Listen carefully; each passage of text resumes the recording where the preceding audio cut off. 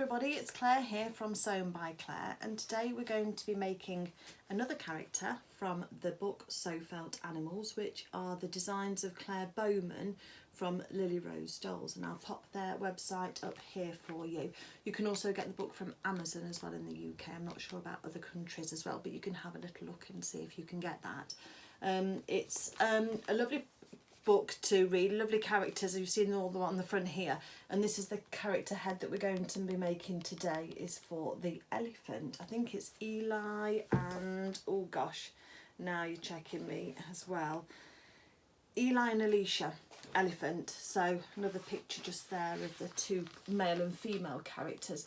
Now just to point out that the change of the sex for the characters is done by the clothes. So the heads are the same, heads, bodies, limbs are all the same, and so therefore you can personalise the character with the inside of the ears, can have different fabrics should you wish, or you can just decide after your character has been put together fully whether you prefer to make dresses for it or trousers or waistcoat, or you can do a combination of whatever you want. You could make a skirt, long skirt, and have a waistcoat and jacket to go with it if you wanted to, just to mix it up a little bit. There's lots of ideas. The whole idea is that once you've made your character, then the way that you personalise it for whatever you want to represent with your character is up to you. So that's the good bit. I'll help you make the head, then the personalisation is all up to you. Now if you are a very beginner at working on these characters, I'd suggest you watch the start of the Bertie Bear head video first, which is a teddy bear one, which is this one here, and parts 1 and 2 are up on my YouTube channel, because in there I go into more detail about the felt, the pattern, and starting off the sewing and how to manipulate your fabric around corners when you're doing the tight faces or you're doing the curves. In this case it's going to be for the trunk, but in there it's up for the ears for the bear and what have you, because there's some tips in there that you might find useful. So if you've got a drink and a biscuit or something, just go and sit and watch the first part of that video and it will help you just get started. This one's going to be aimed more at the people who've perhaps made a character before or who are used to sewing, so I won't go into quite so much detail. I'm trying to get it into one part for you, but I don't know, I try and keep them about an hour long, but don't forget you can stop and start at any time and you can go backwards and forwards as many times as you like. So hopefully you'll be able to catch up and follow along at your speed, but you know I'll be with you every stitch of the way. Now for this character I have already gone ahead and I've made the body. It is the neck, this is the bottom, at the back of the bottom, tummy and the chest. I've also made both legs and I've made both arms, because as you'll see from the book, then all of the bodies and limbs for all of these characters are the same. So if you're waiting, say you're waiting for the fox head video, you can jump ahead and you can make the body and the limbs for the fox if you wanted to, whilst you waited for the video to come along. The other thing is that I also have already made the video for Bertie Bear, as I've said, and also for Byron and Emma, the Highland cows. So again, there's a video for them, and all the clothes for Byron are already up on the channel already, so you'll be able to make those should you wish. I also have made Clara Cat and I've also made Harvey Hedgehog as well. So the videos for those character heads, if you've got those, they're both standalone patterns from Lily Rose Dolls, and their clothes as well, I've made those, as well as the holster trousers and the duffel coat as well, which I've also put up, and there's a video on my channel about which videos I've already done. So if you pop and have a look there, you'll see what I had done up until that point. Okay. Also, just as the characters' clothes are all interchangeable, so all of these clothes can be put on any of these characters as well. That's the other thing. Okay, so let me get the camera turned down and we'll get started, and we'll start and make our elephant head. So in true Back to the Future, here's our elephant head. This is the actual elephant head that we make in the video. So if I just sort of hold it like that, hard to hold it. So we've got a lovely filled trunk. We've got the stitching down the front of the trunk. Eyes are nicely on, eyes are nicely on, and then of course the ears as well, so I've sewn those on. So this is the actual character head that we finished. So if you're happy with this, then carry on and I'll show you how I did it. Okay, so once you've got your book, you're going to need to turn to the pages for the templates, and you'll see you've got your body and your arm and your leg for the universal characters. Now those I traced off. I added my seam allowance on, so just remember that in the Lily Rose Dolls book, the seam allowance hasn't been added onto the patterns. The solid line you see is actually your stitching line. So I've then made cardboard templates for the body, the arm and the legs, and I use those then for making my characters. I can just lay that on top of the felt, draw around it and cut it out, and that works really well. When I come to the head, depending on how many you want to make, then I have then gone into my book. This one is for the bear, but I've also done for the elephant here, look, and I've added seam allowance around the edge in pencil. Hopefully you can see that. And then what I've done is then I've used my tracing paper with a sufficiently large piece. Obviously this is just a scrap, and then I've traced off the pattern piece, and then I have then cut that pattern piece out in paper. I always keep my patterns in the book intact. I have drawn on the seam allowance because that just reminds me that we need to have the seam allowance on there. But when you let me get my words right, if you keep the book intact, then you've always got it to refer back to. Otherwise you lose a body part because you've either cut it out of the book, and here you're going to struggle because the pages are two-sided. Then you then have lost that for forever, really. So the best idea you can do is keep your book intact so everything's together, and make your traced copies, and then you can use those for your fabric. Okay, so you're going to need the elephant ear on page 85. I've also drawn out a template for the ear shading as well, the stitching lines on there, which is from the ear sewing template. You don't add any seam allowance to that, and you don't cut that out of felt. You just have it in tissue paper. And I've got one of my followers spoke to me about the sewing the lines on the ears, so we've got some tips about that when we come to that. You will also need the elephant side head and the elephant head gusset.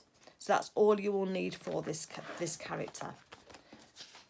Okay, so once you've got those together and got those traced out, you'll then need to go to your felt, which I've got just here, and you'll see that I have already traced out one ear and one side head, and then I've got my other pattern pieces on here for the side head of the elephant, the head gusset and the ear just here. Now the other thing is that I am also, because I've chosen a right side and a wrong side of my felt, it's up to you which side you prefer, but just have a little look and see. And then to mark the right side, I just put a pin through like this, so it's gone through twice, and that will just then tell me that's the right side to use, which is easy then when you come in to use your pieces later, you'll be able to remember. So once you've got your pattern pieces on your felt, you can butt them right up to each other because I've added the seam allowance onto these, and then you can then cut out each of your pieces, and you'll end up with a pile of your felt pieces on the side. Don't forget that you need to cut out all of the pieces for your body and your limbs as well from here, but as I say, I've already covered that in a separate video, and there's a generic video on my channel, how to sew the body, how to do the arms and the legs, in order that you can get to the same spot as me. Okay, so before we start to sew the ears, there's a point that I missed when I was making mine. I very happily went on and let me just find the page in the book, because I didn't see, so there's not an instruction not to add seam allowance on the edge here. So I did add my seam allowance, and I sewed mine with my right sides together, and then I turned it out. But when I was looking at the finishing instructions, what I noticed in the book when you're making your elephant is that here in the book she's got the wrong sides of the felt and the fabric together, so all of this edge along here is a raw edge, and it does say in here you can fray the edges of the contrast fabric if you wanted to give you that tattier look. So I know that Eli and Elisha have got this kind of patched kind of look to their clothes, this shabby chic shall we call it, and they've got some stitches, but what you might not appreciate is that the ears are left raw on the edges. if you want that look and the look that Claire had. The way that so just telling you about that, the way to put the stitching on the ears using the tissue paper is still the same, so continue to watch that.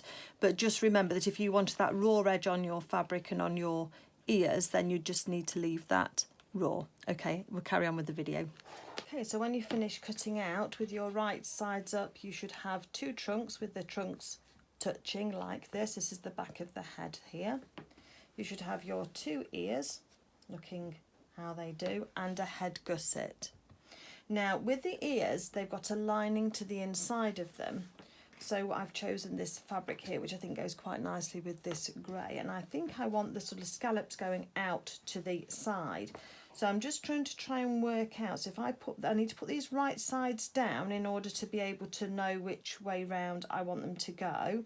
So yes, so I wanted to have the pattern so that it's going out towards the outside of the ears, towards the outside of the ears. So I just need to sort of make sure that's going to happen. I've got my right side down so that when these are together, I will sew them right side together, and I can just pin these on. Now I am going to add a small seam allowance just on the edge here of the ear where it's going to attach to the head, because I do think that will help make it neater. Having made Bertie Bear, I just feel that adding that little bit of insurance will just help. So that's going to go out to that towards the back side there, and that one's going to go out towards the back side there. That should work. Got one upside down, so that should then both work the right way that I want them to. Okay, so I'm just going to cut these out of my fabric then as well, and as I say, just leave a little seam allowance on this edge, on the straight curved edge. Straight and curved edge, and that's a contradiction in terms, but the edge where it attaches onto the body, onto the head. The thing that we do need to notice is that we've got a little notch at point A, and we've not really got any reference point other than a little notch there on the pattern piece. So what I would recommend that you do is line your pattern piece up with your fabric for your head and just do a little snip in where that little A is. You only want to be like a little millimetre. You don't need to have it very much, but you just need to be able to identify where that point is on both pieces. Let's just fold that piece over there, because that's where the head gusset is going to start and finish.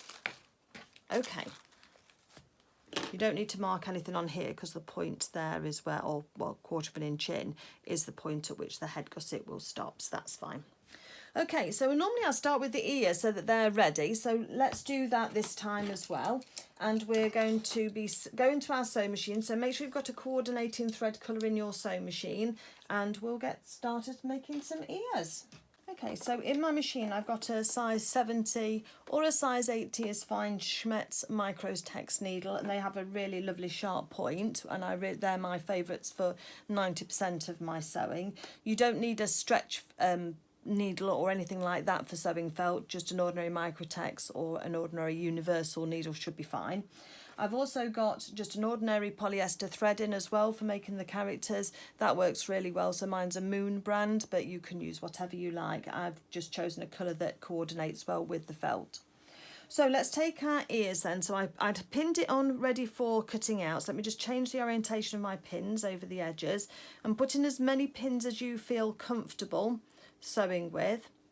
And I've got my right sides of my felt against the right side of my fabric, and I'm just going to come into the start at the top here, and we're just going to go around the edges. Now there's some shaping around the ear. We're going to try and keep that in using a technique called pivoting, and I'll show you how to do that. So let's just move this across so you can see. So we're going to load it in, and then we're going to work out with our needle where our 1/4 inch seam allowance is, and for mine that's just where the transition is between the metal and the plastic, if I've got my needle set at a 3.5 position in the middle. So I know that that's roughly about right. So we're going to hold on to our fabric, we're going to take a couple of stitches forward and a couple of stitches back, and then we're going to stop and put our needle in the work. Now I've got a button that does that for me, but if you haven't, you can just use the hand crank on your machine each time you'll stop to make pivoting easy for you. So we're going to now follow the edge of the ear, going nice and slowly, nice and steadily. We don't sew over our pins, so stop when you get to your pins, and then when you're ready we're going to leave the needle in the work lift up our presser foot. Let me just move that thread out of the way. And then we're going to change the direction slightly. This is going to give us a nice smooth line when we are sewing round all of these different shapes for the ears. So again, we're coming down to another bit of shaping down the bottom here. So let's just change direction. So needle in the work, lift up your presser foot, change direction. A few more stitches, needle in the work, change direction.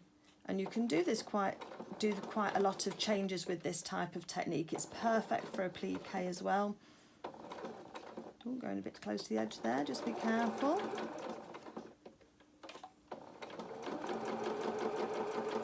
And if it's a shallower curve, you can usually just manipulate your fabric by putting a bit of pressure on it. And then we're just going to reverse at the end too. So take off our stopping threads and our starting threads. And then we can see I've still got my pin in for the right side, but that doesn't matter. And then what we're going to do here is where we're going to just snip into where we've got the change of direction at the end, or if we've got quite a change direction, we can just take out some of the fullness on these curves just to help it all sit properly. And if you don't want to cut out little triangles like this, then you can use your pinking shears, which are these as well, and you can just run around the edge of the ears, and that will just help reduce some of the bulk from the edges of the ears for when we turn it round, so it all sits all nice and smoothly. Just don't go through your stitches. If you do, just put it back, your ear back into your machine and just retake some more. Just do another seam. And that's what we're going to end up with there, with those edges. And then once we've done that, we can turn our ear around. Careful not to pull on it too much. We don't want to stretch it out of shape. And just use your finger to go into all of those little crevices that we've created. And you can also roll with your felt between your finger and thumb. And if you need to push it out a little bit more, you can also use a knitting needle or a crochet hook or a chopstick to be able to do that. And there we've got one of our ears already. So then you can go take this to your iron, and you can press this if you want to, or you can just finger press it with the heat of your fingers, and that will generally be sufficient for that. So you've got a little seam on the edge there that can get tucked in, and then those two edges there of the ear will be the same size. Okay, so you're going to do your other ear exactly the same, and then when we've done that, if you meet me back here, we're going to be either marking our ears up, or we're going to, I'll talk to you about different ways of doing that before we then move on to the main part of the head.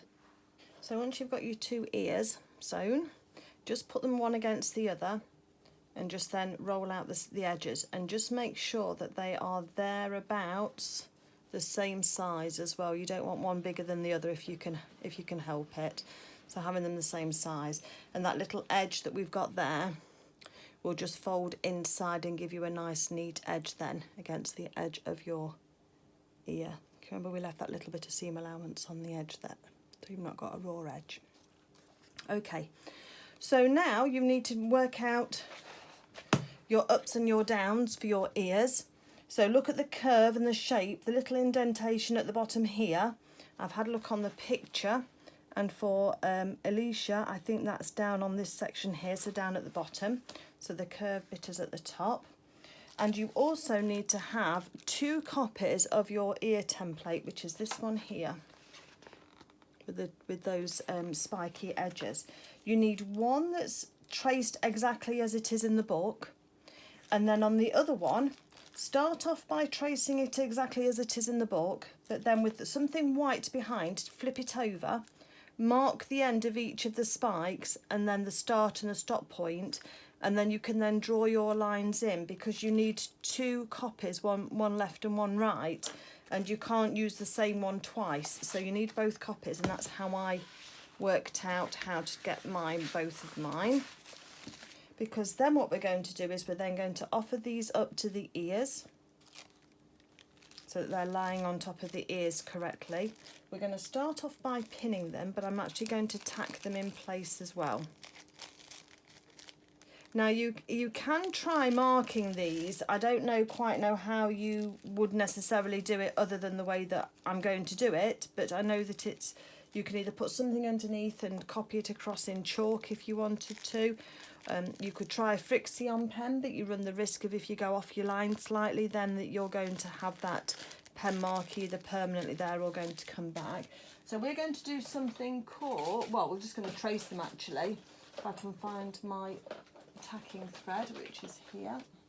So you can get actual basting thread, which is a bit thicker than ordinary thread, but it breaks really easily, and so it pulls out nice and easily. So if we just thread a needle up with some basting thread in it, and then I'm just going to do a few stitches just to hold this template in place onto each ear.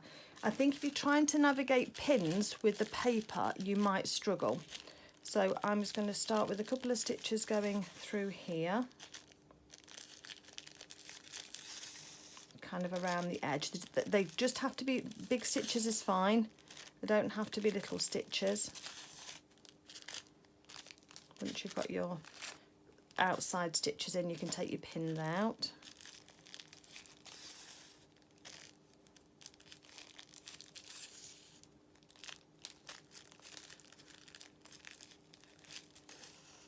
And then I'm going to go back in again and do another row of stitches further down closer to the bottom. And now I'm not worrying about where the lines are at the moment. I'm not trying to avoid my lines because we'll be able to pull these basting stitches out at the end.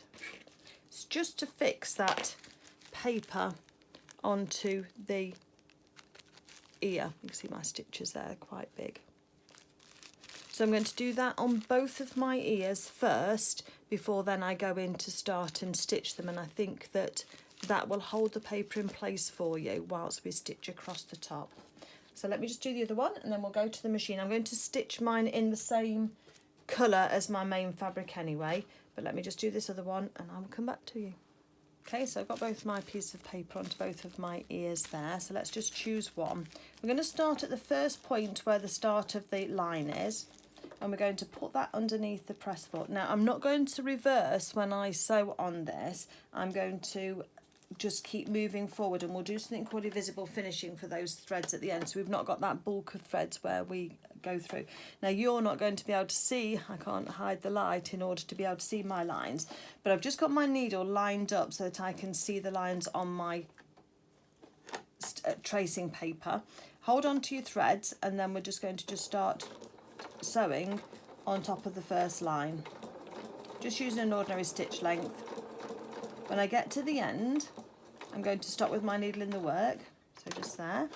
I'm going to lift up my presser foot and now I can spin it all the way back, and I'm going to trace the line back down the ear again until the stop point. A bit like going around a hairpin bend in a car, isn't it?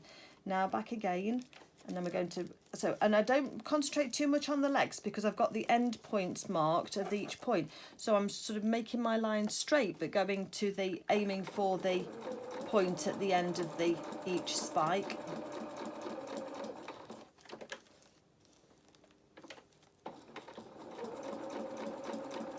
It doesn't have to be precise, but you're just trying to get that lovely finish that you, that lovely effect that you've got marked on the pattern. Okay, so I'll just carry on doing this until I get to the end, and when I get to the end I'm not going to reverse to break off my stitches. I'm just going to leave a long thread that I can then finish off with a needle, and I'll show you how we do that. Okay, so I've just finished, so taking my needle out of the work and leaving those threads. And this is what it sort of looks like on that side, and that's what it looks like on this side.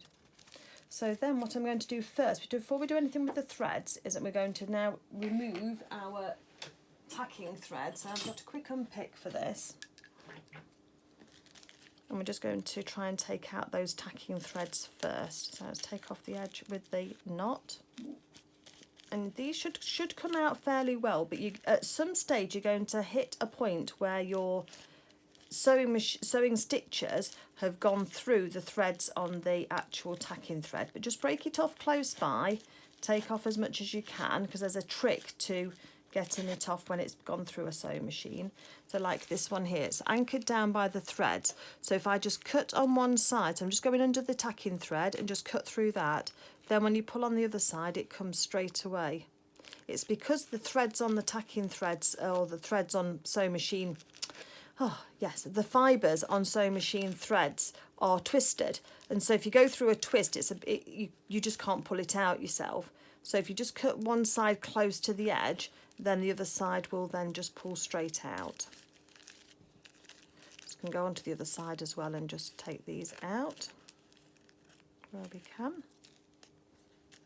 So you don't pull too hard, otherwise you will pull through your stitches, or undo your stitches, should I say. So like that one as well has got caught, so I'm just going to cut it off, and then I can go through to the other side and take it off closer to the edge, and it should just pull straight out, and it has done. Okay, so now we've still got to deal with the paper. So we can just pull our paper off, but sometimes you leave some bits behind. And so the best thing that I've found to do is, and I saw this online, is if you take a little bit of water and just wet your fabric first, or wet your tissue paper first over the top, then when you pull your papers off, it comes off a lot easier. You are going to have a little bit of fiddling to do to pull your papers out of the ear stitches. Again, try not to pull too tight or too hard on them. You don't want to distort those stitches at all. But having that tissue just wettened or dampened does help to pull them away slightly.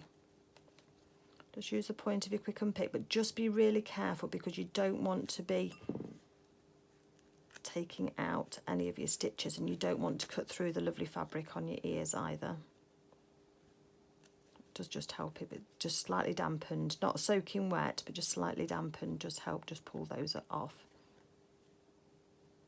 But in doing it this way, you do get a really lovely line, and you've created that pattern on the ears exactly the same as it is in the book. Just carefully just pull those away.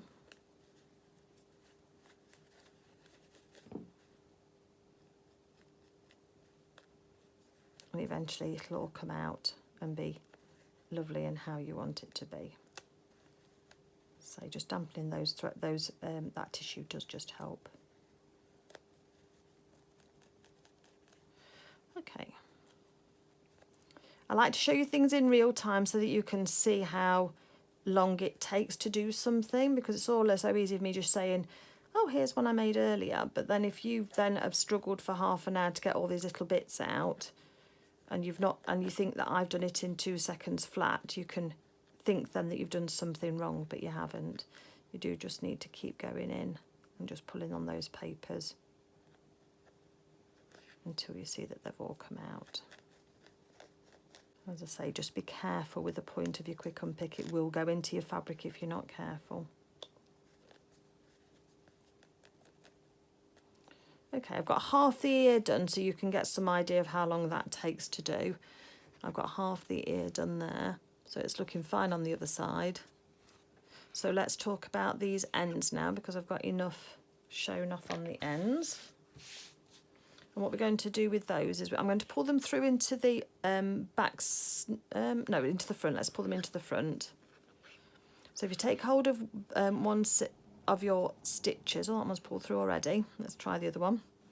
So I've got one thread on the top, on the fabric side, and one thread on the back side. If you put on the thread on one, you'll get that it'll pull up a little loop of the underneath stitch. And if you get a quick unpick and just put your nose underneath, you can pull that little loop up, and it will pull the thread through from the other side, and it pulls it through just to one side. Once you've got that, you can then just do 2 little stitches. Oh, sorry, 2 little knots. Should be enough, because it's not really structural, is it? It's not holding, it's holding the 2 sides of the fabric together, but it's not going to cause a problem. And then you thread those raw loose ends onto a needle. And then where that knot came out, you're going to put your needle back into your sewing work, just right where that knot was, and you're going to just go between the two sides of the fabric. So my needle's going to go travelling along through from this point here, and it's travelling through, and then I'm going to pull it out on the wool side. I've just gone, can you see I've just got a little bit of the needle just there. Let's just take that back. So that we're not going through the fabric at all. So nothing on the fabric, just on the back side, and then I'm going to give that a little pull to pull my threads through. Getting stuck. There they are.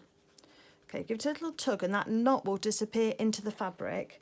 And then if you put some tension on the threads here, so it just starts to bunch up slightly, when you snip off those threads close to the edge, it'll pull the end back inside the ear, and you'll have a lovely neat finish to your stitches without any back stitching at all. So that's what I would suggest there. So I'm going to take out the rest of my paper, and I'm going to tie off the other thread exactly the same way, and then I'm going to sew over my stitches and get the other ear to exactly the same point. And then we're going to put those ears to one side, and we're going to work on the main part of the head. Okay, so I think we'll all be picking bits of tissue paper out of our ears for some time. Oh, I've not tied off those ends. I'll do that in a second. But once then you've got your two sets of, well, you've not two sets of it, you've got your two ears. So we're going to put those to one side for now. I want to finish off tying those ends off. I forgot to do that. And we're going to move on to the main part of our head. So let's get our 2 pieces of our heads right sides up, and let's get our head gusset up. Now what I want you to do on your gusset is, if you get a pencil or a Frixion pen and you get your ruler, what I want you to do is down the bottom on the edges here is I want you to mark in where your seam allowance is, because we need that crossover point at the end here to be precise. So just on the edge there, I've just marked in 1/4 of an inch from that side, 1/4 of an inch from that side, and just followed it down, and then where it crosses is our point, and that's going to be point A. And then let's find where we put our little notch, and then I want you to mark in again 1/4 of an inch at that point and just up slightly. So there's my notch on the edge there, but let's just extend it up slightly up there. And there's our seam allowance there. Let's do the same on this one. So 1/4 of an inch, 1/2 centimetre if you're working in metric, but I use 1/4 of an inch on mine because it's, I don't know, just used to doing it. So we've got those 2 pieces marked on those 2 edges. You should have marked this on the back of yours. I've marked mine on the front, which I might live to regret, but I should have put it on the reverse side. My apologies. I will correct that on the video so that you know in advance to not mark it on your right side of your fabric. Okay, and again it should be on the wrong side of your head gusset, but I will mark that. I'll put a note on the screen so that you don't make the same mistake that I did. Okay, so what I want you to do now, we're going to work with one side of the head first. And we're going to take the right side of our head gusset and put it right side together onto our character head. Now it's going to extend over the back up here, so the only point you're going to match is put a pin through the intersection of those 2 seam allowances, and then you're going to find your notch and directly across from your notch on that 1/4 of an inch seam allowance point. Oh, mine's just dropped off my pin. Camera, everything goes wrong. So that's the wrong side, that's it. And then let's do this one, that's the right side. And then just right across, we're going to just put that pin just in on that section there, because that's where that intersection is going to be. You can then swivel it round so that you've got your right sides together. So the pin's just going through like that, look, from front to back, and it's on the point here. And then it's directly on the line there, directly across from where my notch is. Once we line up those raw edges at that point there, making sure everything's straight, we're going to make sure that pin goes in and out on that point. We can then go down to the back end of the head, so we've got the straight edge here on the back of the head gusset, and we're going to match that down to the to the back neck edge, so the back of the head, the neck edge, so the straight edge here. Not doing anything with the trunk at the moment. It's just the front and the back of the head, just to put that shaping in. And then we're going to put some pins, just matching the raw edges up together.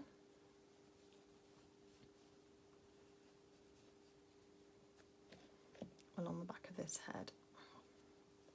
Coming around the top of the head now. More pins. We're just going to follow those raw edges down to that gusset. And this should all fit just quite nice and perfectly. This is what's going to give the shaping to the head. So if you want to, you can now go in and you can tack this down. I'm going to sew mine with pins, but if you watched on Bertie Bear, I tacked this seam first. And if you're not used to working with this many pins, then you'll be better to do that. Just make sure that you ensure that that point is still matching with those pins when you finish, because that's going to be needs to be really precise. So then when we're ready with our machine, we are going to line it up. We're not going to sew one stitch past the end of that point or past that pin, but we are going to use our hand crank, which is the wheel on the side wheel, in order to line up exactly where that pin's going in. And if we hold on to our threads, because otherwise they'll start to pull through, we're going to put our needle in, and we want to be right on that point where that pin is. So I've got my needle in. So now I've got my needle holding everything together. I can remove my holding pin so that we don't stitch over it. And I'm going to take 2 stitches forward and 2 stitches back, but I don't want to go any further back than I am on that point. So let's do it again. So a couple of stitches forward and then a couple of stitches back. That's it. And then I'm going to put my needle in the work. And I have gone 1 stitch back. So let me just move that forward. There we go. Okay, so needle in the work. So now I've got the flat edge of my head down against my sewing machine bed. We're now going to sew with a 1/4 inch seam allowance around the edge of this head. And if you look, I'm just going to hold the bulk of this gusset area just flat. You just need the area in front of your sewing machine needle and press a foot to be flat. So we can put some pressure on the felt, and that will enable this to go. And it also, if you need to, you can pull some of the bulk back in order behind the needle, and that always helps as well to get a nice smooth edge. Just move some of this back out of the way. Take your time.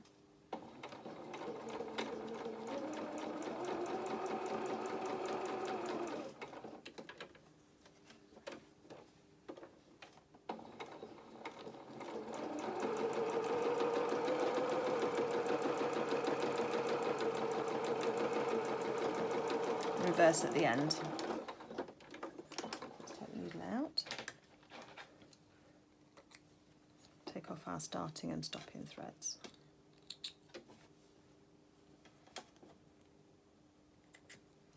So just check, and if you can see, I'm just on that point there, which is where I wanted to be, and I'm right on the point just there as well. Hopefully you can see that. Okay, I'll take the needle out, pin out for my right side on that one. So now what we're going to do is we've now got the same point on our other elephant here, elephant side head, and we'll take the pin out of the right side now. So let's put a pin in that's directly across from that notch, but on the seam allowance. And that pin there wants to be going directly through the end of where those stitches are on the end of our head there. So let's pull those 2 stitches together, or 2 points together.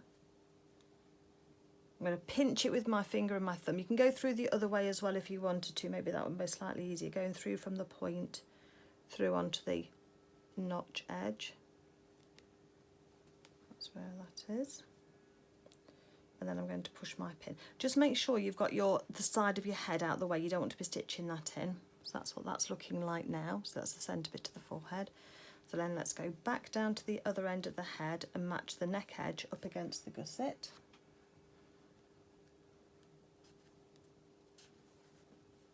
And we're going to be sewing from the neck edge forward, so I've got my pins going over the edge. Towards the gusset, I meant towards that point. Because I still want the flat edge of my head against my sewing machine bed, because that's going to mean that we can manipulate this extra fabric out of the way a little more easily.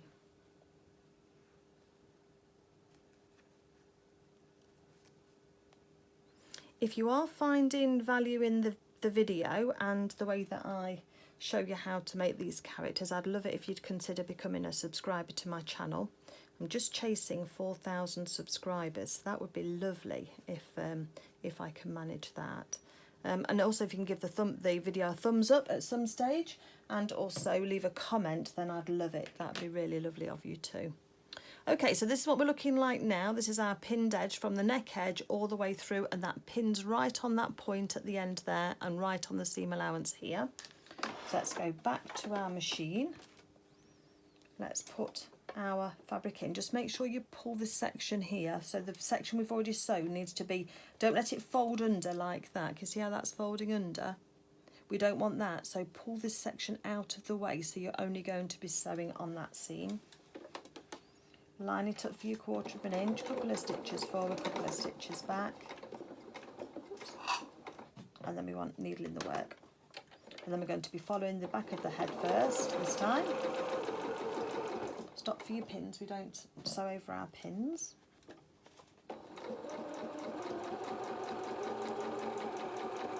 And we just make sure that that next inch in front of the presser foot is just clear before we start to stitch. We're not sewing any puckers in. We can feel it with our fingers underneath there just to make sure it's all nice and flat. I've got a bit of a bulky bit there, so I'm going to lift up my presser foot. I'm going to push that fabric out the way, the fullness of the fabric out of the way, back behind the needle, and then that makes it nice and clear for me going forward. Now we're coming down to the point, so just be really careful. Again, we're going to stop right on that intersection, not one stitch past, so take your time. Really nice and steady.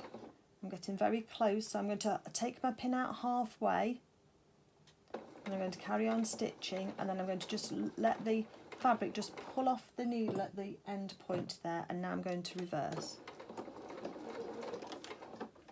The needle out of the work, take off the threads. I've still got my pin in my gusset to show that that was the right side, but we know it is now, so let's have a little look.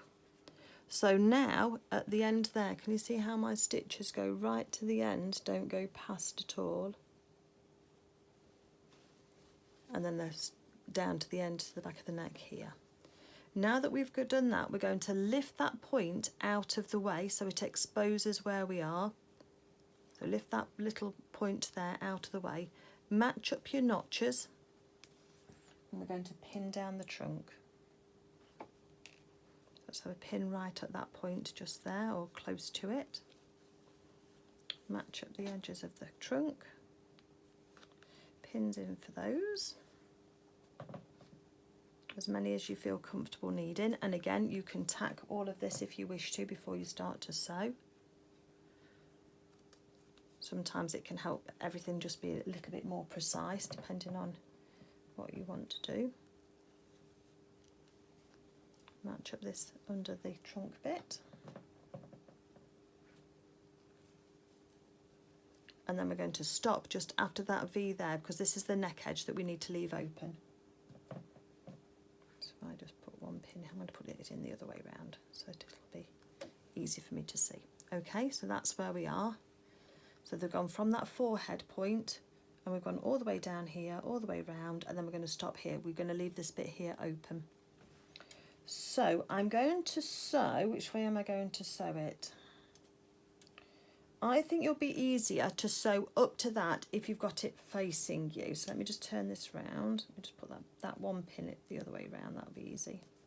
The other pins can stay as they are because I can access them from both sides. So I'm going to start at the neck edge on this side, because I think then we'll be able to sew up to those rather than trying to get precisely on top of that. Because sometimes when you've got some layers of bulk like this, your machine doesn't want to sew nicely at first onto this, whereas if we sew from this direction, then we'll be sewing onto those stitches and the machine will cope better. Just trust me, it really will. Okay, so we're going to now sew up here, just a couple of stitches up and a couple of stitches back. That just reinforces that neck edge for when we're then going to start stuffing. Let's take that first pin out. And then keeping to our 1/4 inch seam allowance, we're going to go up to the top here. We're then going to pivot, I think one more stitch. Yeah, that's better. And then we're going to now come down the edge of the trunk. Again with our 1/4 inch, and I've got my marker on the edge of the raw edges of the felt. Taking my pins out as I go. You'll be surprised how much the 1/4 inch seam allowance takes out of the trunk actually. So around that edge, pivot if you need to, and then let's just one more stitch I think. Yeah. And then we're going to go up this edge, flat edge of the trunk. Stop 1/4 inch away from the edge, and then round this section here. Let's pivot and just do one stitch. We change direction with a curve rather than a straight edge. Right, we're coming up towards the point, so just be aware of that.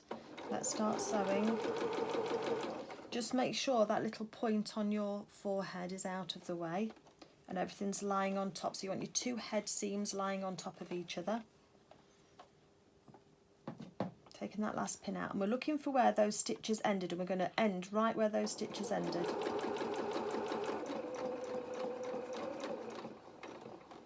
Not a stitch over, not a stitch under, right on the end. And then we can take our threads out. Let's do our neck edge and let's have a little look. So my stitches have gone right up to there. I can't see a break in there. I'm quite happy with that. They're on just there. That's all fine. I'm happy with that. What you're going to need before you turn this out is you're just going to need to snip into the under the neck edge. So you want to snip up to about 1 millimetre away from your stitches. Don't go through your stitches, but about 1 millimetre away. And again here you're going to have to take out some little triangle at the edge here where the trunk is, and I would also take off those little corners there, and then using your pinking shears or cutting those little triangles, let's just take off this curved edge of this trunk because that'll help it all sit nicer. And then also around the back of your head, just making sure that you're not snipping anything that you don't want to snip. It's very easy to do that if you're not careful. That's a straight edge, so that should be fine. Don't go too close to your stitches because you don't want to compromise the seam at all or make it weaker. So you need some felt. The felt's quite densely woven, which is useful. Just get these bits out of the way. Okay, so this is what we've got left now. So what we're going to do is we're going to turn this around, but we're going to start with the trunk because we need to pull that out or push that out first. So what I would do is separate out the 2 sides of the trunk from each other, and then using your finger just push the end of that trunk in, and then we're going to manipulate that edge of that trunk up through this narrow opening, well, through the narrow trunk area. You can use the end of a quick unpick and you can pull it down over that. Oops, unless it flies off the table like mine just has done. But just keep pushing that up. You can, it does get wider as you go further up, so you will get there eventually.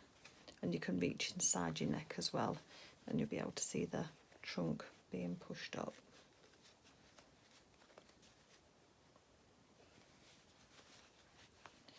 So once we've got that, we can just pull that through. And we're going to just push the head through as well. I tend to find you better to push than to pull with felt. That's what I've generally found. Okay, so now we are going to just run our fingers along these seams, along the edge here. Here you can see my pencil. I'll get some soap on that, see if I can get that off. from where I marked mine in error. It'll just look like a little bit of extra shading, I think, so it won't be too bad, thank goodness. I'm just rolling the seams just between my finger and my thumb just to make those sort of the stitches sit out on the edges. We've got a lovely even transition on that point just there where we've got the triangle, so that looks nice and even. And then we need to just push out the end of the trunk as well so that we can get that stuffed nicely before we even start. So I'm just take a nice pin. I'm just going to try and get the shaping in right because we've got that straight edge, haven't we, on the end of the trunk. And we've got those curves going into it, so I'm just using the end of a pin just to ease out those edges all the way so you can see your stitches. You know you've gone far enough when you can see your stitches on that seam. So this is what this is looking like now. So let's just roll those edges on the trunk. Put it on the front there and also on the back of the trunk. Got a nice transition under the neck, so I'm happy with that. And around the back of the head. Okay, let's move that loose pin out of the way because we don't want to make sure that we don't stuff into our trunk. Let me just kind of grab some stuffing and we'll turn this strange looking shape into an elephant's head. Okay, so I've got my bag of stuffing. Excuse the crinkling noise. Just make sure you've got no pins and needles on your actual work surface in front of you, because you are going to, otherwise they can get scooped up whilst you're doing it. First thing we're going to do is stuff this trunk. Now if you have got a pencil with a rubber edge, that does work really well to get things in, or you can use the blunt end of a, not the blunt, the other end up to, away from the point of a knitting needle, but that's quite slippy so it doesn't push it in quite as well. The best thing to do is to take smaller parts and then to put that into your neck edge that you've left open, and then you're going to manipulate that down and into the trunk, but just put little bits in at a time first and get them into position. If you try and stuff the whole of the trunk end just in one go, you'll miss bits out and you won't get the full shape. So again, let's just try and do this.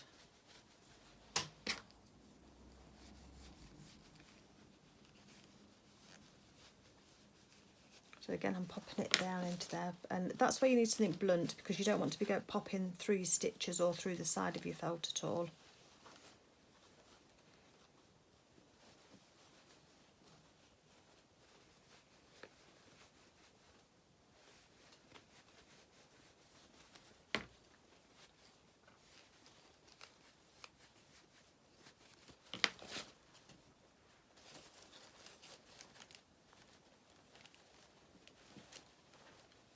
A little bit more now as we've gone down and into that turn.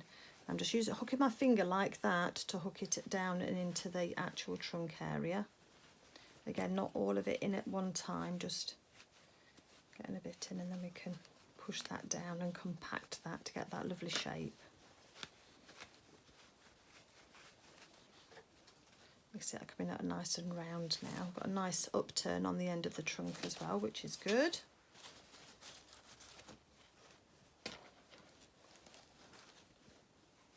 These little characters are such fun to make, aren't they? I do find the Lily Rose dolls to be fairly easy to make as well. I think they're a nice rewarding sew.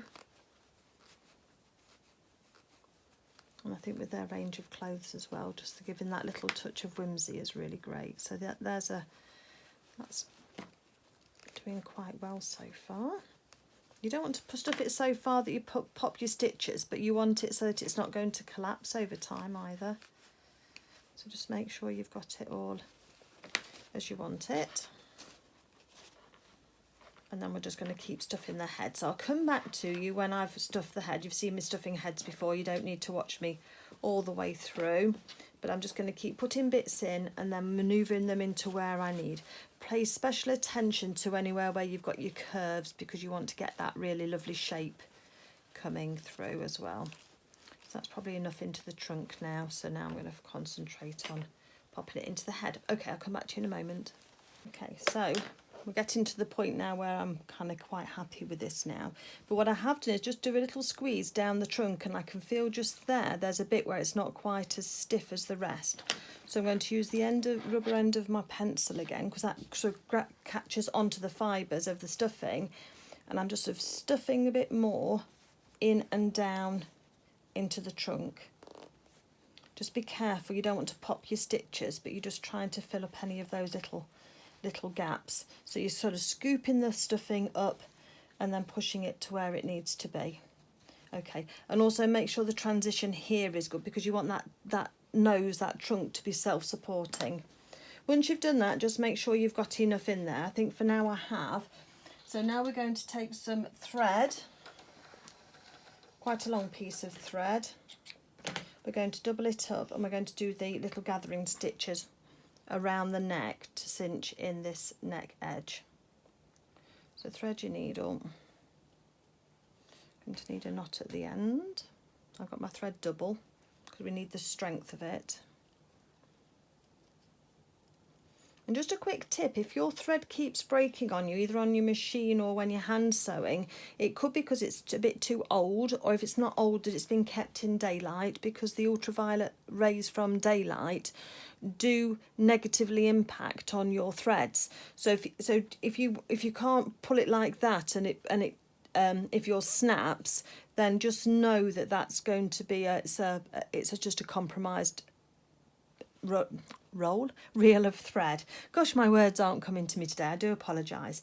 Right, okay, so we're going to start with the needle coming in from the outside, and I tend to try and put it onto a seam allowance, because then it's going to have a nice stiff piece of fabric to come through, and that's where we're going to just bury the thread. So let's just do a stitch now, just backwards, a back stitch over the edge of that seam allowance, and that'll just anchor that thread down, because we're going to be pulling on these threads later, so we need to anchor that down. And about 1/4 of an inch down, because we added that seam allowance onto the neck edge, then we are just going to go around and just do some little gathering stitches. Don't have to be too small, because you're going to go around it again. So if I show you that's about my distance for my stitches. We're going to go all the way around this neck edge.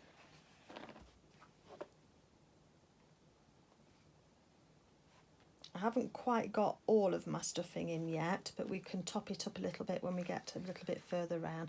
And the other thing is, I have just taken off those pencil marks as well with a little bit of fabric washing liquid and a damp cloth, and those chalk pencils have come off, pencil marks have come off for me. So I'm delighted about that. Otherwise that would have been a bit unfortunate. But as I say, I would have put a note on the screen for you, so you know you don't make that same mistake that I did. And also I will have corrected the ears as well, because when I was looking at how to do the face markings, then I realised that on the models in the book, the ears aren't actually cut. Although it doesn't say not to add seam allowance, they're not actually, they've got raw edges. I mean, I must admit I do prefer mine to have a neatened edge, but I'll have put a note in the screen to alert you to that, in case you want to be absolutely true to the model. Right, so I've got some room there, so I'm going to put a little bit more stuffing in mine. Keeping my needle out of the way so I don't inadvertently stuff my needle into my character head. Might not need all of this, but I do like to have quite a stiff neck, because it does stop it from wobbling. Just pull out your seam allowance, you don't want that to be tucked inside.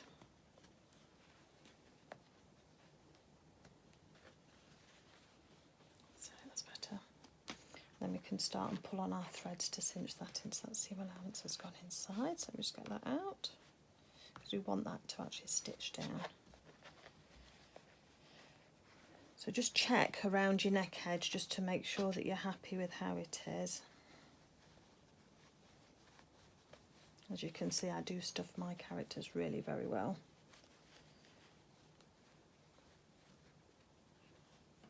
That might be sufficient now.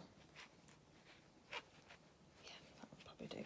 So just put the book back in the bag. Okay, So if you can see, what I'm doing is I'm cinching it in, but then I've got the head in the palm of my hand, sort of like a bit on the side head, and then I can manipulate out the seam allowance because we need that to sew together. I've cinched it in and I'm holding it in. I'm leaving a little bit of a gap because that's where we're going to go through to sew our eyes on. And I'm holding on to it because every time you let go it's going to start and pull out. But if you sort of hold it together, you can do a little back stitch, and then you can then start and pull this in a little bit more, and it sort of cinches and holds it like that. So then now I'm going to move on and do another little stitch. So we're going round the edges of these gather stitches before it can undone. Quick, Claire. And each time I take a new stitch, I just do a little back stitch with where I was. So let me just get that seam allowance out because that's scooted back inside again. So little back stitch and then move forward. And then just cinch it. Little back stitch and then just move forward again. And pull it in. And again, little back stitch. The little back stitches are it's a bit like a break on a thread. It just does put a little break on that thread, and it just helps you just cinch it in a little bit even more.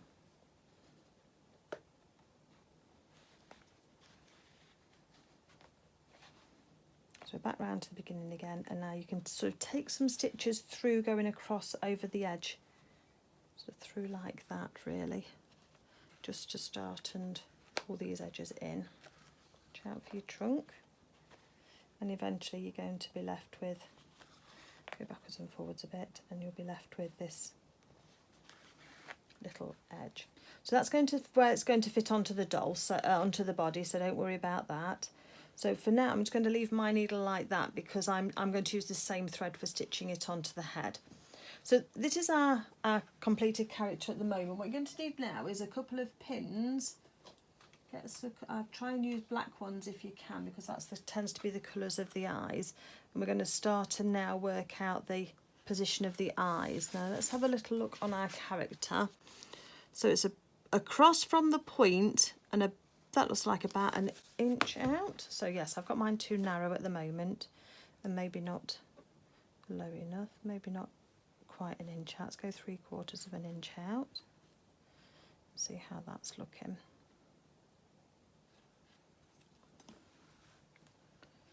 Slightly higher, I think. So that's looking symmetrical at the moment. You can see that. So I'm sort of across from the point here on the forehead, and then I've got about 3/4 of an inch outside.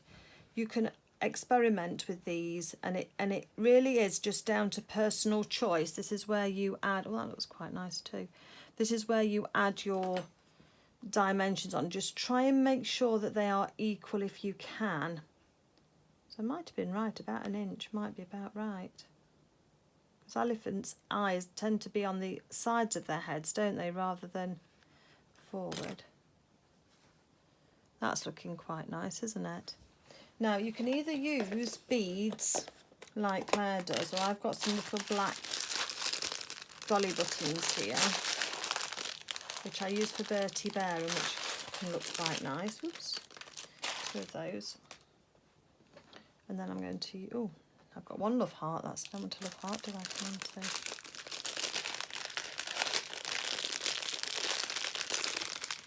on, 2 round eyes. So then once you've got your eyes in the right position that you're happy with, you can then take your pin and put it through a button if you're going to be using a button. Depends if you think they're too big or not, or you can just use a black bead if you wanted to use a black bead. Choice is yours. This is where you start to personalise and get things as you want them to be. The other thing that can help with eye placement as well is the ears. So tuck in your raw edge of the outer fabric, and then let's just see where these ears are going to go. Come quite low down on the neck, don't they? Oh, pins. I've got some here. Let's use some of these.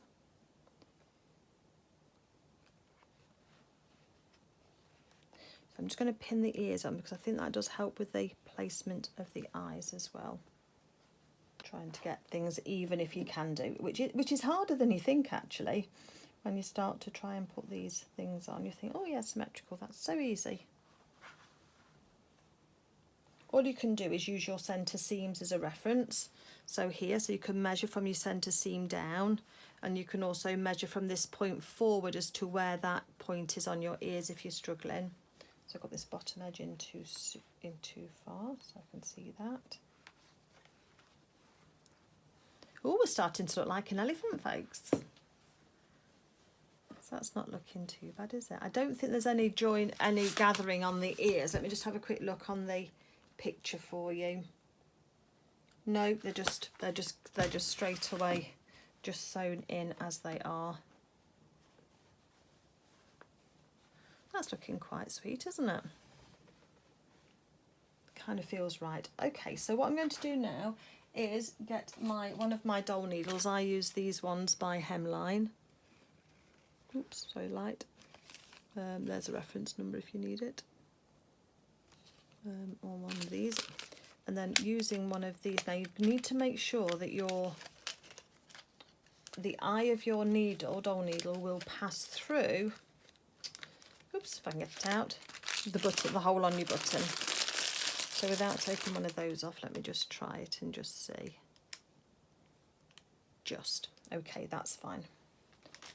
So then we're going to get some black thread, or if you want a little twinkle in the eye, you can use a different colour, but I tend to stick with black. And you need a decent amount because you're going sort of up and down and backwards and forwards. So let's thread our needle with our doll needle. So and then tie a knot in the end.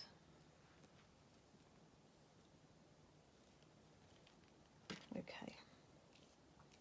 So what I do first is, just avoiding the needle I've already got in there, is just take a couple of stitches through pulled it straight through, which is why you have to be careful. A bit enthusiastic, wasn't I? I can push that stuffing back in again afterwards, but it just holds on to that knot for me. So that's got the knot anchored into the head, and now we're going to go through the head and we're going to come out, if we just lift the bead and the pin slightly with our finger, you can see underneath to see where that point of that needle's coming out. We want it to come out right underneath where we want that button to go. So once we've got that, let's thread the button on. So don't try and thread the button on while I'm trying to go through the head. Let's just leave it separate. And then I'm going to go in slightly to the side of where I was with my button, and I'm going to move this one now, and I want my needle to come out right on top of where that pin was going in. That's why you need a clear working surface, folks. And then let's just attach that on without any problems, without any knots or loops. And then we're going to go back into our button, our other button for the other side. You have to go in from the underside and then go back in and out, and then take a little bite of your felt, and then you're going to go back, and this time you want to try and get your needle to come out through one of the holes in the eyes, and then back in through your other hole, and you're coming back over to this side.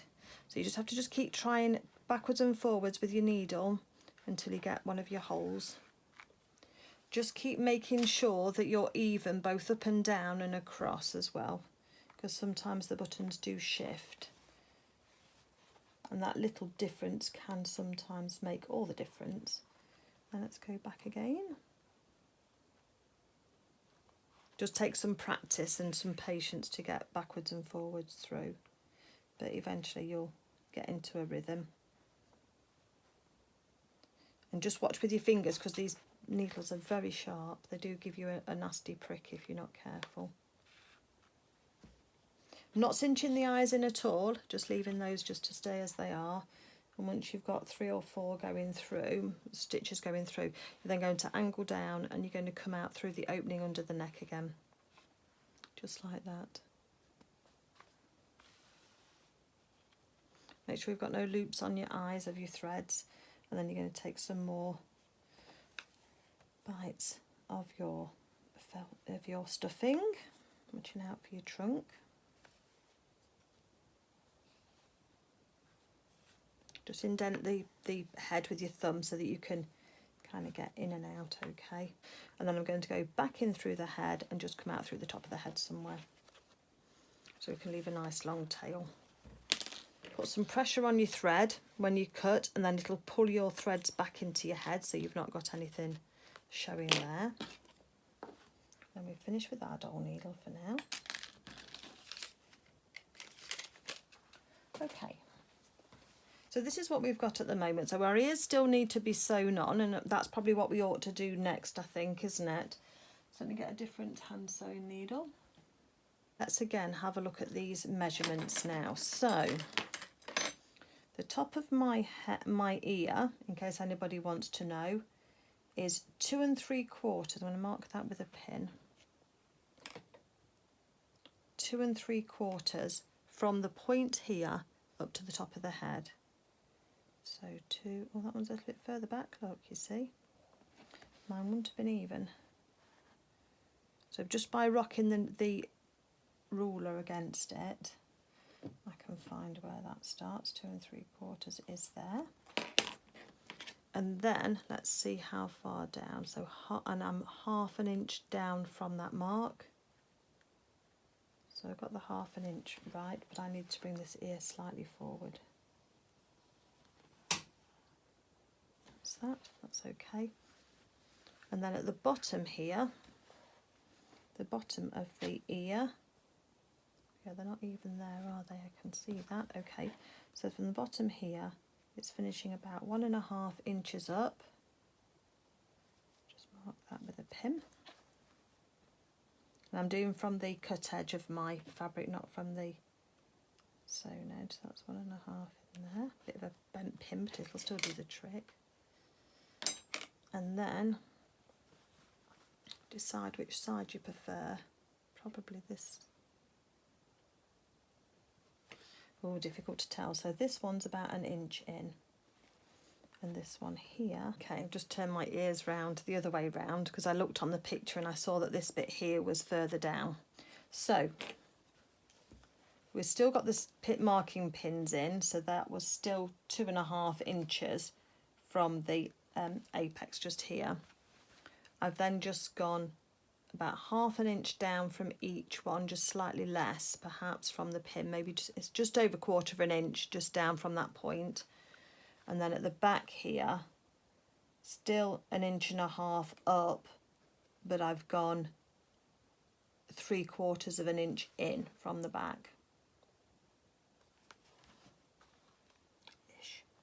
Ish. Just to make sure that you're happy. So that's how that's looking on mine anyway. So there's no sort of gathers in the ears, and I think that looks right now. So I'm just going to go back in where I was before I stopped myself, and I'm just going to go back to just sewing these ears on, just in exactly the same way as I did. And I'm repeating myself, but I'm not sure if I've edited that bit out, so let me show you again. So I'm going to go in through the inside of the ear with my needle first for my first stitch. That way then we can tuck the ends of the knot inside the ear. The edge of the raw edge of the fabric is being pushed inside as well, because we don't want the fabric, the felt's okay because we can blend that, but the actual fabric itself needs to be out of the way. I'm just going to take a stitch sort of anchoring the top of the ear to the head, 1 or 2 stitches just to hold that. Once we've got that in place, we can take those 2 stitches out, those 2 pins out, which will make it a bit easier to work with. So now let's finish tucking that raw edge of the fabric in and any threads that we've got. And now I'm going to take a bite out of the head as 1 stitch, following along the line of the ear, and 1 stitch out of the back of the ear, just less than 1/4 inch up. Then 1 out of the head and 1 out of the ear. And I'm just going to alternate those stitches going all the way down. because I envisage that and I'm just going through the felt, not through the fabric as well at this point. Just catching the felt down to the back of the head. And that will just start this process off of anchoring these ears down. We can neaten it up on the next pass. Just chucking in the raw edges, a bit of fraying off that fabric. So whenever you've taken one out of the head, the next one's out of the ear and vice versa. Just move your pins as you need to gain access to the back of the ear. Oops. And just do all that way down. When we go round the other side, we're going to tuck in the raw edge of the fabric, and we're going to tack the raw edge of the fabric down against the head in the same way. Then I'm going to go round again and just neaten up those stitches and make sure that everything's lying really nice and flat and in the place I want it to. So on the back of the head, you don't want to be able to see any of your contrast fabric for your ear. So like that, you just want to have the edge of the felt. And when you get down to the bottom of your ear, just take a couple of stitches in place just to anchor down the bottom of that ear where you want it to be.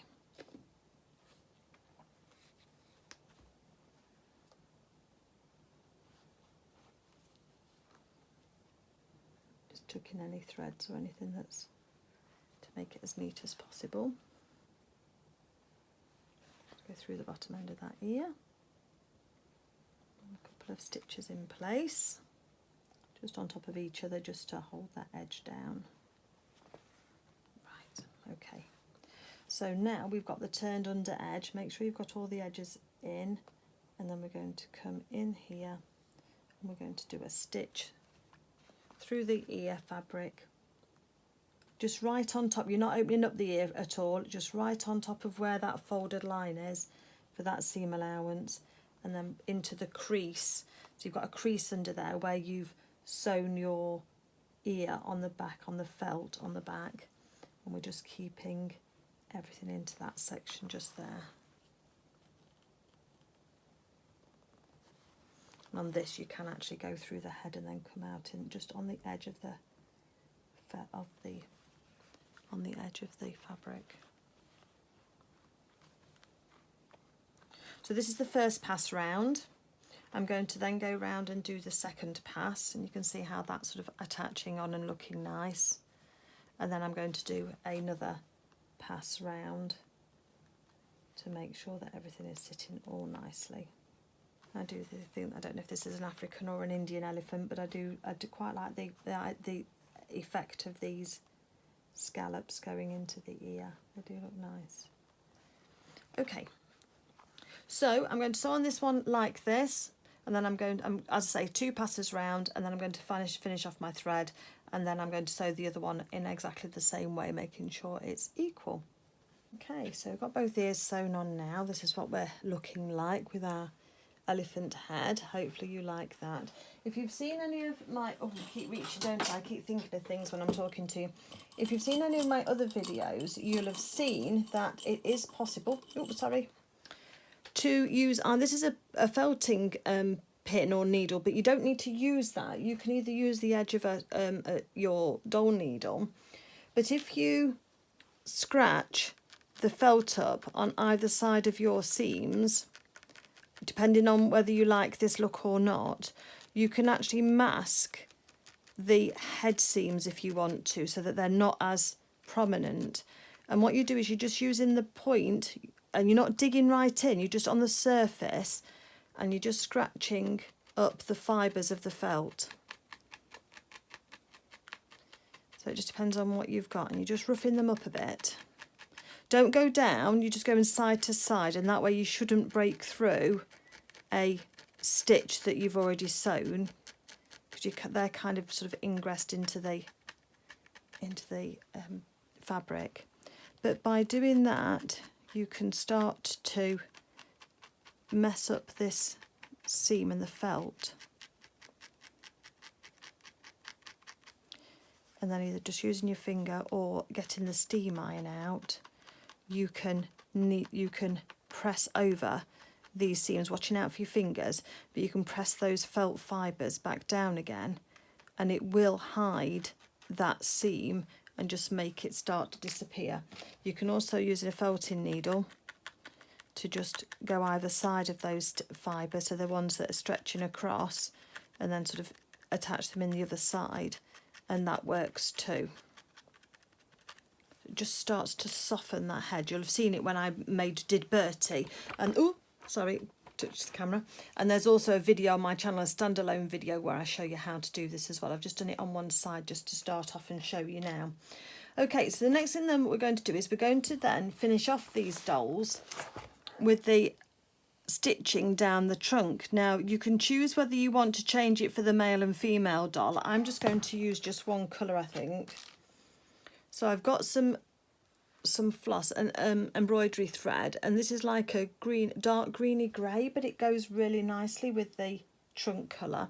But if you tap the end with your finger, then the fibres should separate out for you and will allow you to choose one or two. I think I'm going to go with two, but you need to just pull on one at a time.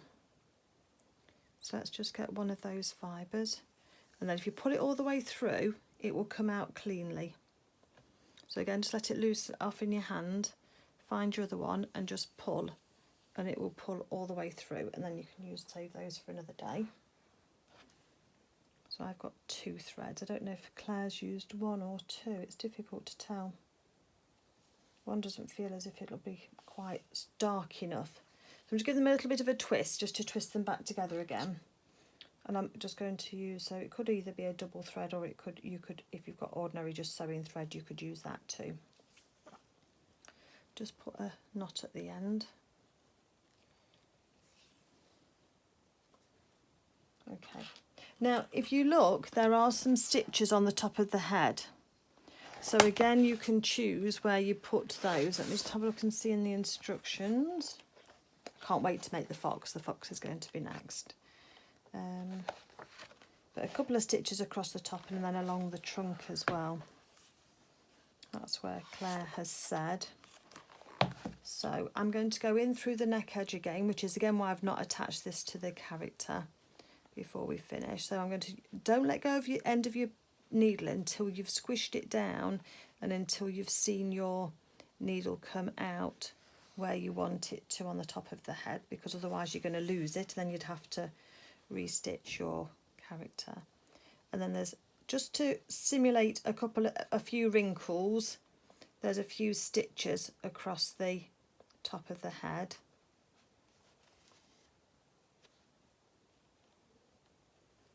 Let's go across this side now while we're here and just do some more over this side.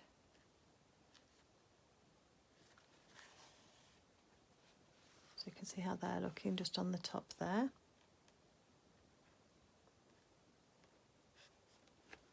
Trouble is I like symmetry, but on these characters you don't always need to have symmetry, do you? So I'm just doing 3 stitches either side for that. And then I'm going to come down to just across the bridge, top of the bridge of the nose, just before we get to the point, and I'm again putting my needle in just down the bottom, just down here. Oops. Let's try and get it. You have to just keep pulling in and out until you kind of get to the right place where you want to start. So I'm going to start there. So she's got a couple across the bridge of the nose just here.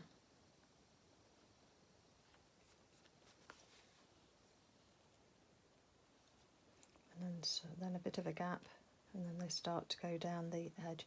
You're trying to get them even across the back of, over the top of the nose, so either side.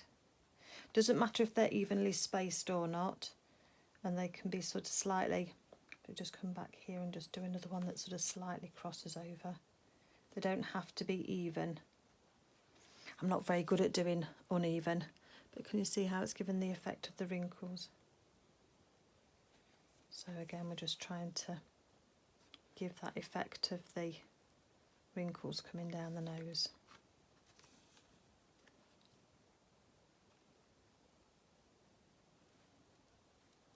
And just choose the colours that you like, or the colours that you've got in your stash. And this is one to not think about it too much, because you kind of want that kind of not quite symmetrical, not quite straight kind of look. Do a little cross on along there if you want to. Get this piece of thread to last all the way down. It might not. So quite big stitches that you're doing as you're coming down, so that's how that's looking. Hopefully you like that. But you can alternate with some different colours as well and just go backwards and forwards, but the principle is the same. So you're just putting my needle just through from one side to the other. And I needed the long dowel needle to reach to the top of the head. Just watch your fingers when you're pushing these out. Don't forget to put some that are closer together than the others. I'm doing all mine all very even. They're not supposed to be, Claire. They're supposed to be a bit uneven. I think they just come up to the tip of the trunk. I don't think they don't go down this section here. But I'll show you how we're going to finish this off once we've got down to the bottom. So there's the last one just there. Okay, so we've got down to the end of the trunk. What I'm going to do is go through to the other side of the trunk, and because we need to knot this off somehow so that they're not going to come undone. So I'm going to come up between the seam allowance on the bottom of the trunk, in that line just there. So that's neatened those off just there for now. And I'm just going to take a little back stitch just there along the bottom of the trunk. So I don't think you'll really see it just there. Oops, make sure the needle doesn't go into the end. And then I'm going to push that back inside, little back stitch again, and along the trunk and come out through the top here. So I've just done a little stitch, you might not be able to even see it, which is what I'm hoping there, and another one just here. And then when we pull that through, and again put some tension on that thread, and then snip, it'll pull the end into the trunk for us. And there we go, and you can't see that really. There's a little stitch there and a little stitch there, but I don't think you'll see that, especially once it's clothed. So you can obviously add some more down here if you wanted to. If you blend those seams, you might not need them. It just depends on what you like. And if you want to go back in with a different colour and put some more stitches in along there, then you can obviously do that in order to add some more definition. Maybe a lighter colour as well might be quite nice. Okay, I think we're finished. There's your head. So if, like me, you've put together your body and your limbs, there is a video on my channel showing how to attach the head, so you can watch back for that. But that is a super cute character. I really like that. Really lovely. So yeah, I'm going to sew the head on next, is my next thing. But for the actual construction of the head, then that's it. I'll turn the camera around and we'll have a bit of a roundup. Well, everybody, we're finished. We have our elephant's head. There's mine with the ears. I'm going to fluff up the back of the ears just to hide those stitches the same way I did on the top. And then obviously you can see how we've just started to soften that stitching there. And I can do the same with the other one because I do like that look, but it just depends on whether you like it or not. So we've got a lovely chin under here, and then here's where we're going to actually stitch that onto the body, as I've said in the video. But I hope that you've enjoyed sewing along with me. I'm really happy with the character. I think the head's come out super cute. I hope that you agree, and it's just been a joy to make. It's not as difficult as it looks, especially using that tip of using the pin right on that junction just to get that seam allowance point just right. Then that's really made that centre point there on the centre of the forehead just really nice and precise. So yeah, so I hope you've enjoyed sewing along with me. If you have, then I'd love it if you give the video a thumbs up for me and leave a comment if you wanted to as well. That's always really helps my channel.